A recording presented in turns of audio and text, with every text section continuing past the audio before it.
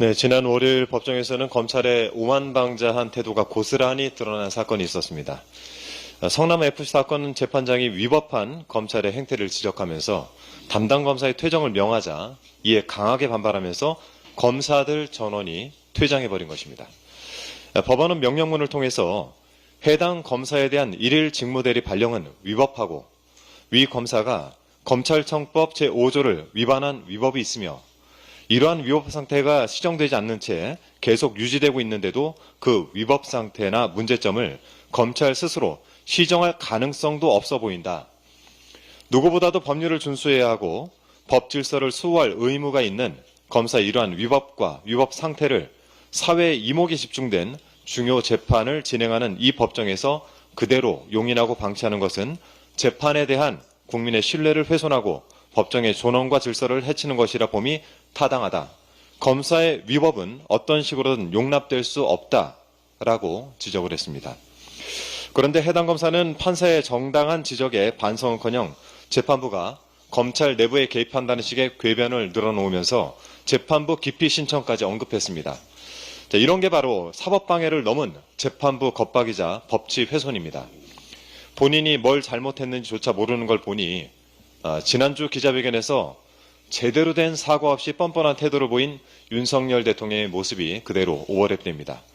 정말 그 정권의 그 검찰입니다. 이에 더해서 어제는 여당의 대표라는 사람이 검찰의 위법을 합리화하면서 재판부를 힐난했습니다.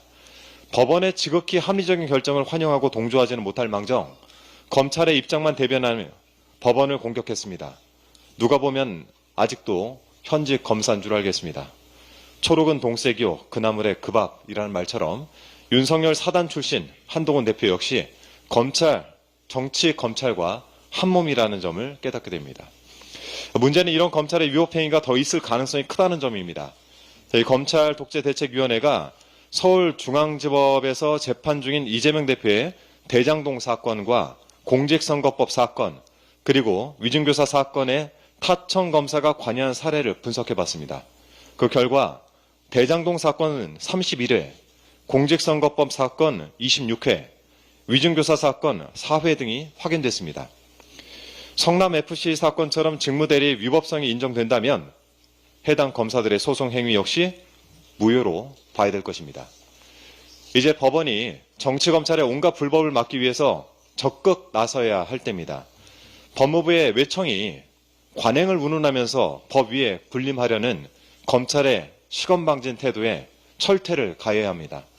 그게 윤석열 정권의 검찰 독재로 무너져가는 대한민국 법치주의를 되살리는 길입니다.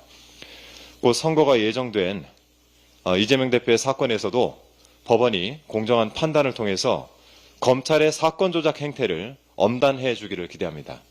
인권과 정의를 지키는 초유의 보루인 법원이 그 역할을 다하고 있음을 판결로 증명해 주실 것이라 믿습니다. 이상입니다.